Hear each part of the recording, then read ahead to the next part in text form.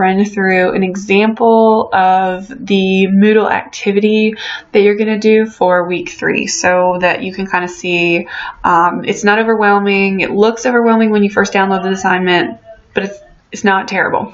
Okay, so let's start with what is MLA. MLA refers to the Modern Language Association, and it's basically, the way that I think of it is like this organization that says, hey, we are going to make the rules for how you write in MLA format, and any offshoot organization or other company who wants to ask their employees or their scholars or the people who publish for those journals to write an MLA, then those individuals will understand what those requirements are. I get a lot of students who say things like, what is the point of this? And, you know, MLA isn't the only style, so why do I have to use MLA here and APA in another class and CSE for my job or whatever? What's up with that? My answer is that most of the time, if you ever encounter this in your future, it is either going to be for something very specific. For example, in my job, even though I studied MLA so much throughout college, no one has ever come to me and said, hey, can you put this in MLA format? However, when I make the syllabus for you guys, I am required to list the textbooks in APA format. And that is just so that every single one of your instructors is giving you this information in the same way. The goal is uniformity, so that everyone's doing it the same for the audience, so that the audience doesn't get confused, right? Imagine if you were an editor of a journal and you got 20 submissions and they were all formatted differently. Some people used in-text citations, other people didn't. They just kind of wishy-washy did whatever style worked best for them. Then you're going to have to spend either all that time re-editing for the proper formatting that you require, or you're going to have a journal that looks very confused and very disorganized. So formatting is really important, and you're going to see formatting in a lot of places that you might not realize it exists. For example, if you are like me and you get all your information from Wikipedia, Wikipedia has a very strict and lengthy style guide for how you have to write so that the language reflects Wikipedia. And there's this belief that, you know, anyone can write for Wikipedia or anyone can edit it, and that is true, but they do monitor those edits being made, and if the content isn't to their style guide, they'll remove it.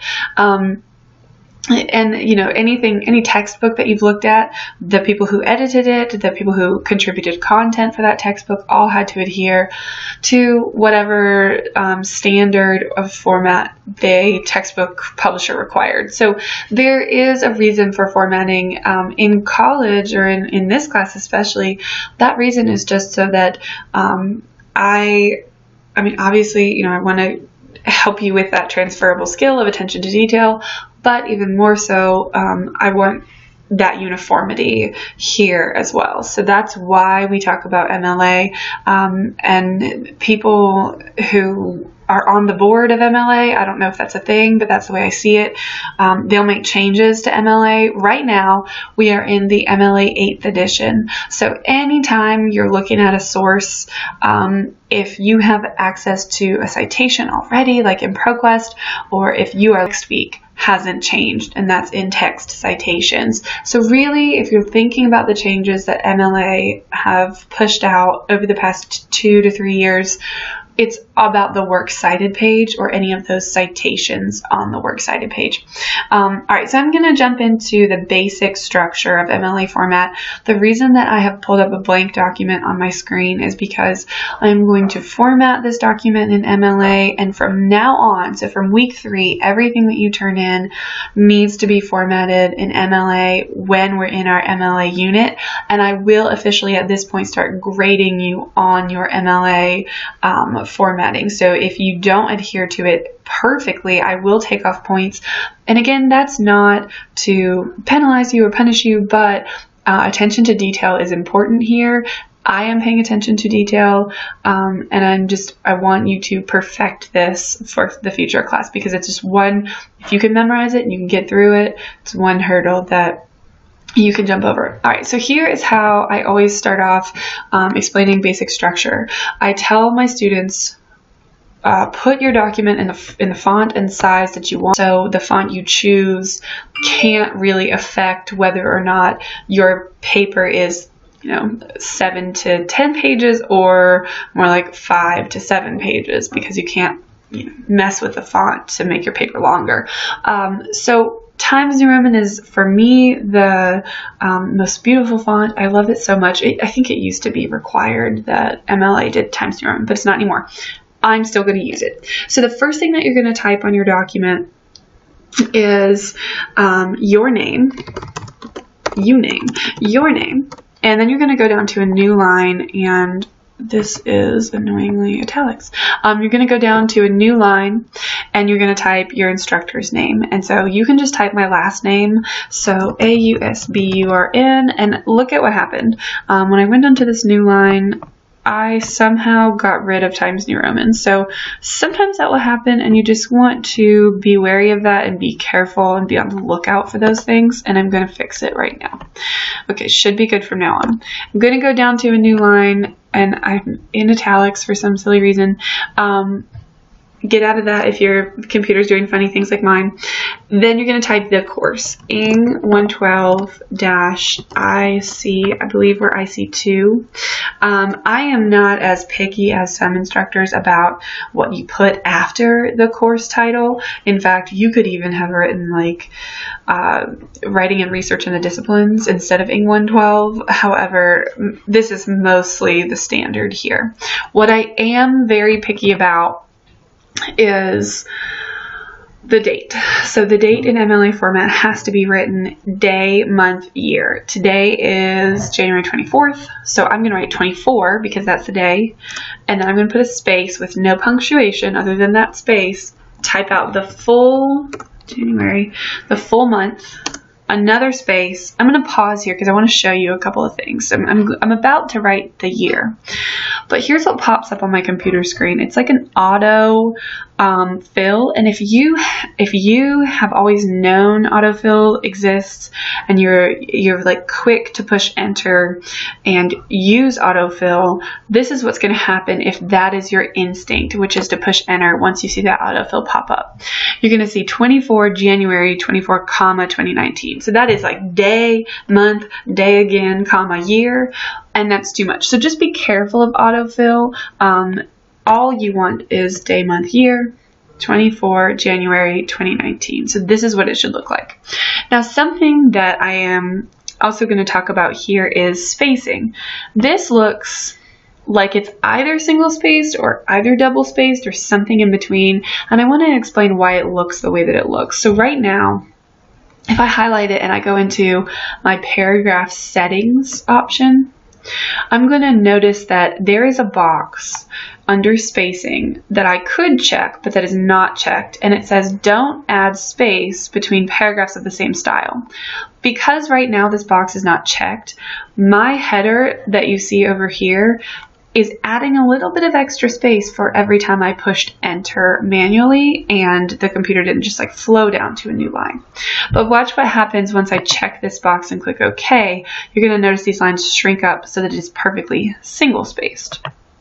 So that's what you're going to see now. Now you can go ahead and double space this your document, your whole document, or you can double space each thing individually. I think you should just do it all at once. So now you can double space, and that's another aspect of MLA basic format. All right, so this is what I usually refer to as part of the header, or I'll call these your 4 lines.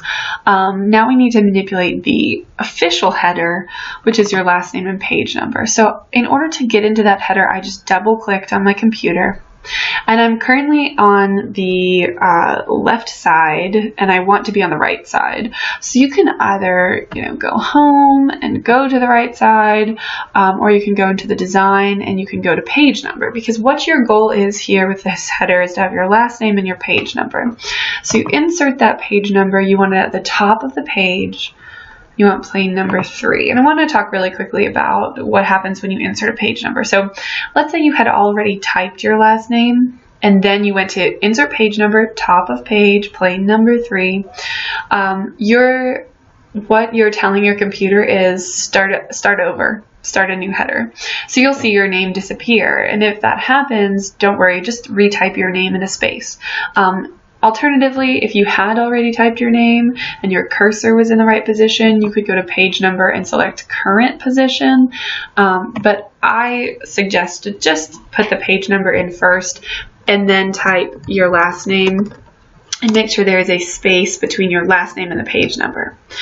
So even though I already made my document Times New Roman size 12, so those two spaces don't communicate with each other very well, and it's still in Calibri, so I need to change that to Times New Roman size 12. And if some of you are like, is that how you pronounce that word, Calibri?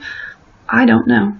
Alright, visually this is what you should see. So now we have our last name and page number, our 4 lines. Next, we can jump down to a new line. I don't know why every time I do that it's italics. Center it, and we can type our title here. You jump down to a new line, put it back to the left line. If you're writing an essay, and that means you're writing paragraphs, then you would indent the first line and you would begin writing your paragraph.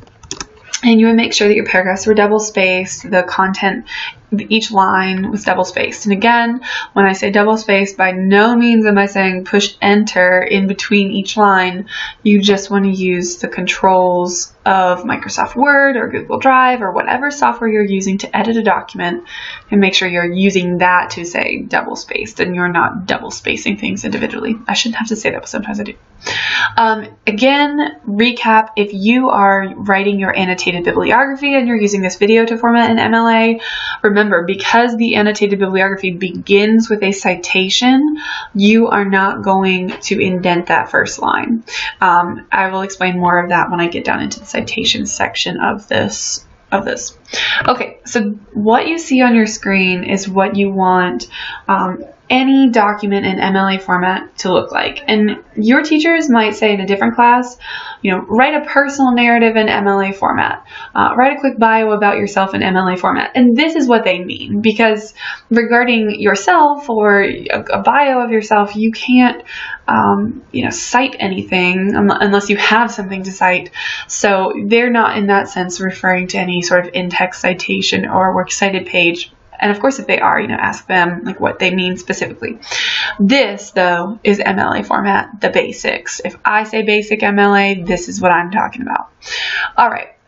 One of the things that I've had students ask me in the past, and I'm going to talk about real quickly, is well, what if you wanted to save this as a template so that you could just pull it up every time you wanted to write an MLA format document? Now I would say, here's what you want to do. First, you want to just erase your date, but leave a line for you to insert the date later, or make a note to yourself like insert date. Of course, because you don't want to accidentally submit something with the wrong date.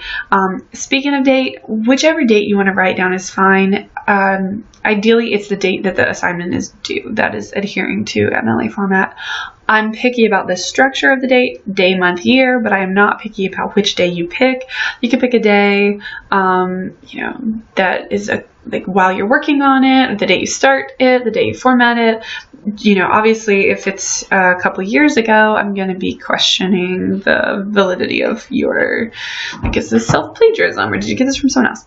All right, so how do you say this is a template if you want to use this again and again and again? You go to File, you go to Save As, you go to Browse. So you save it wherever you want. There's a section on my computer that says Custom Office Templates. It doesn't necessarily matter where you save it, but save it as something like MLA template, 8th edition, and then instead of saving it as the type Word document, you want to save it as Word template. So then when you click save, it is going to have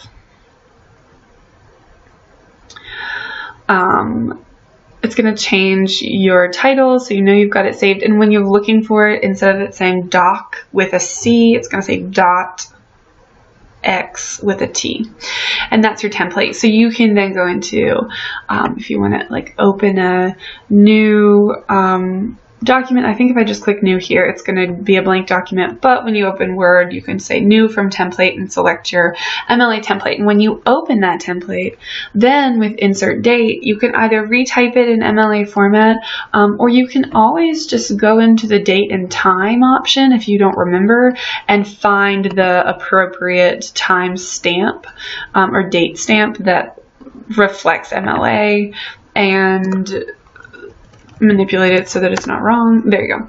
Okay, so that's just a quick run around if you want to do it quickly every time.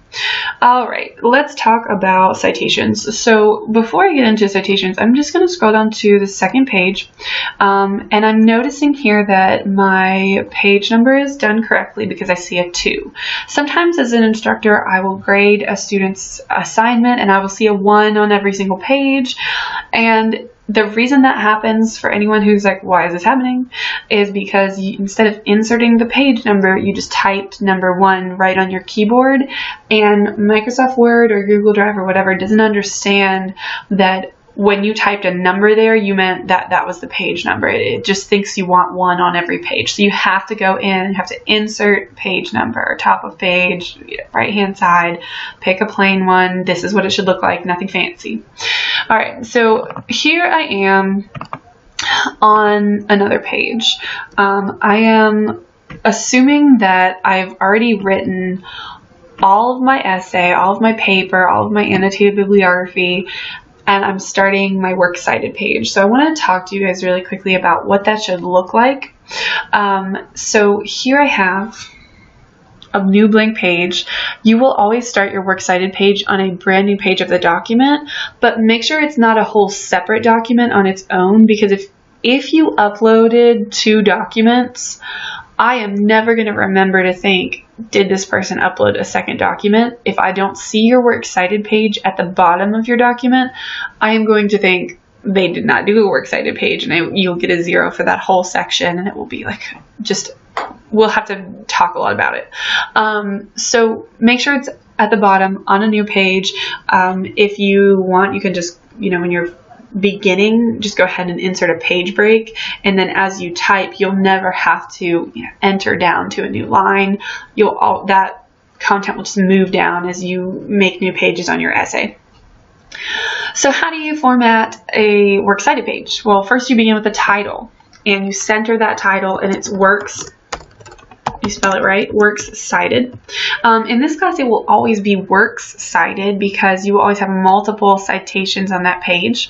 However, if you were in another class and they asked you to just cite one source, maybe your textbook or something like that, then you would change this to singular, and by removing that S, and it would be work cited. This content, the title, is still in the exact same format as everything else in your document. So it's going to be the same font and the same size. It's not going to be bold. It is not going to be underlined. It's not going to be in quotation marks.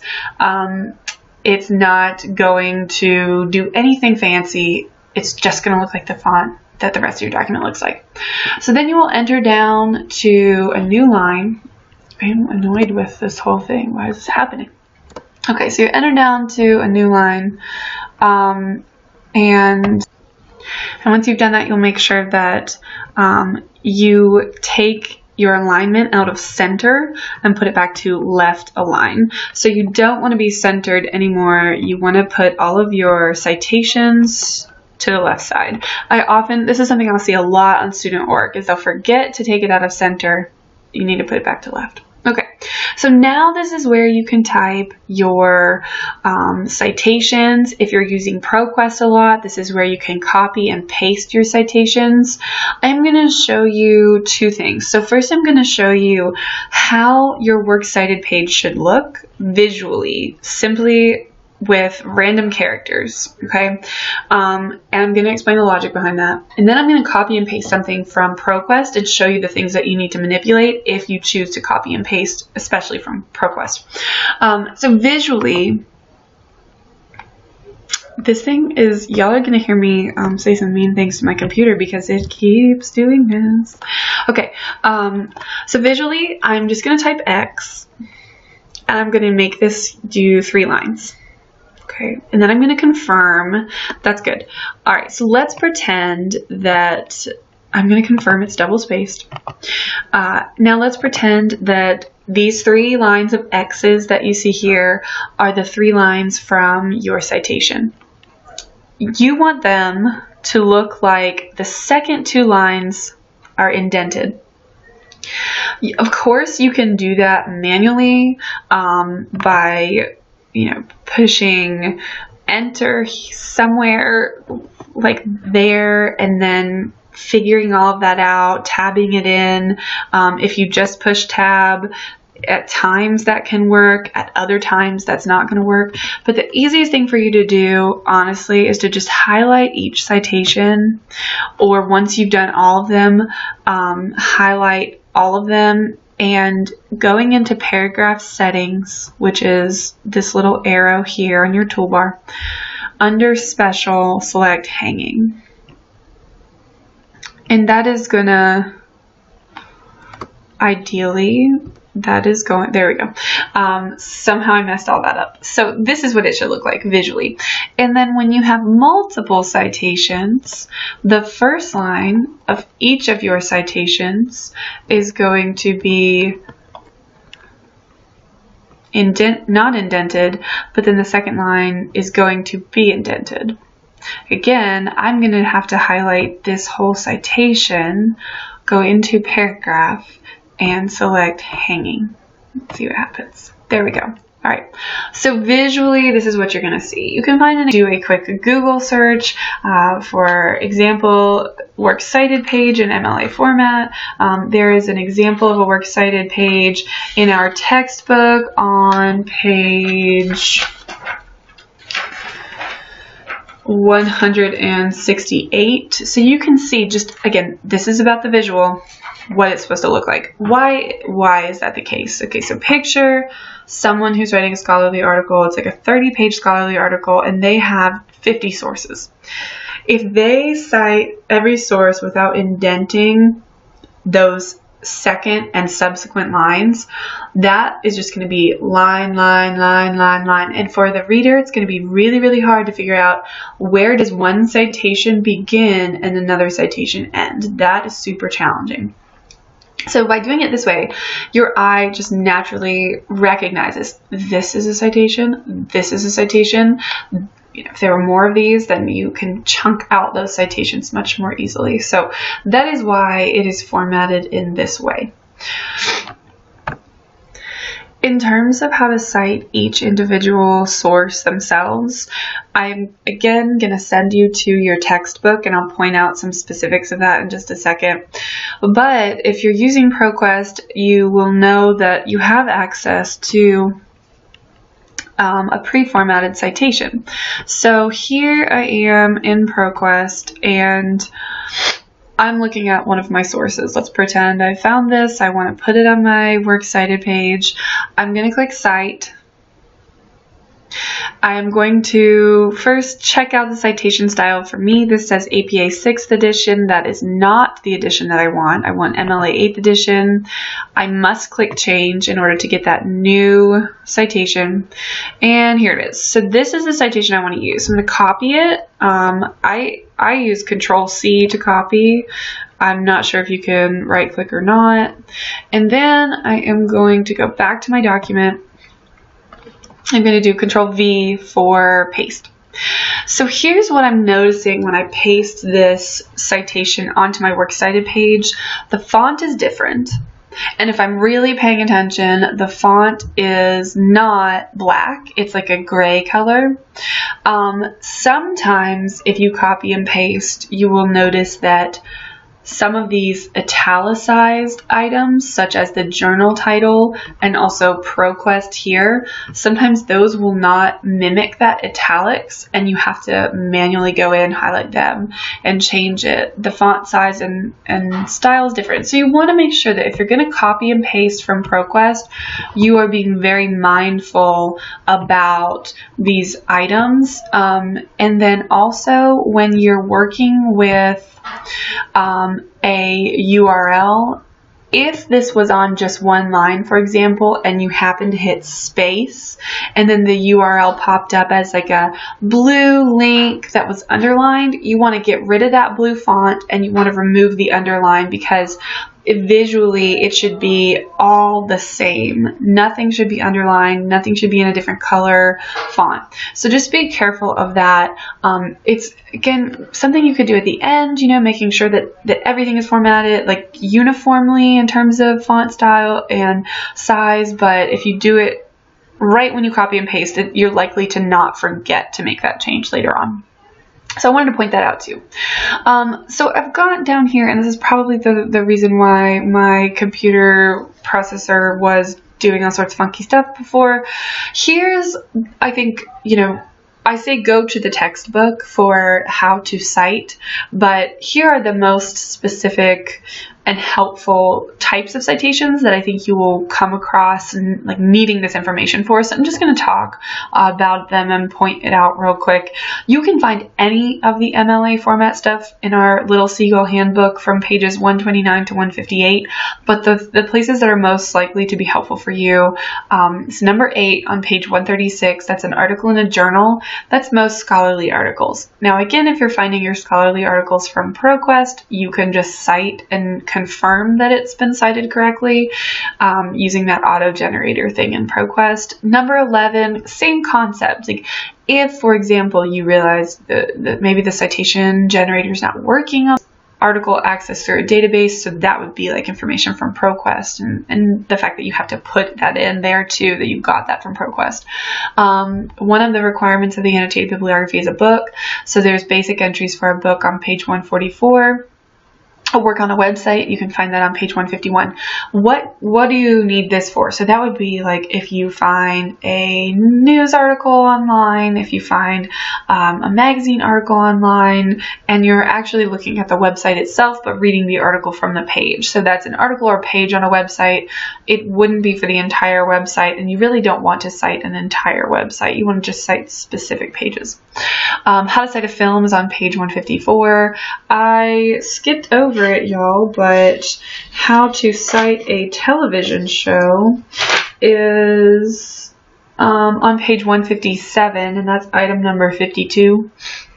How to cite an interview is on page 155. So that would be, you know, in case you decided to interview an expert, or even just interview, you know, a friend later on, someone you work with maybe.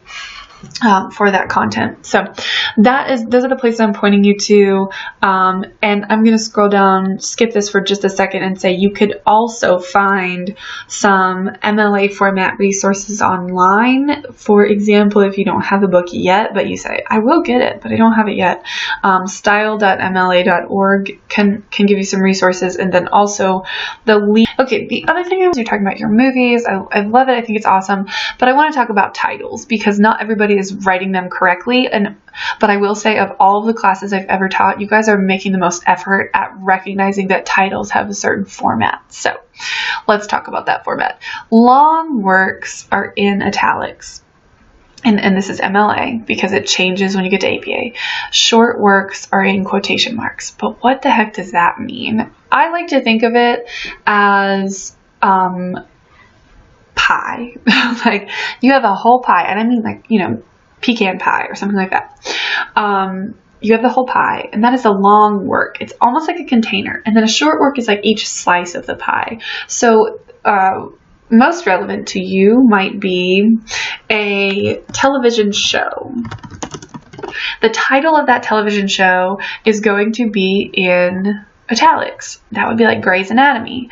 That would be like Criminal Minds. That would be like You, or Atypical, or Gypsy, or all the other ones that I hear you guys are talking about.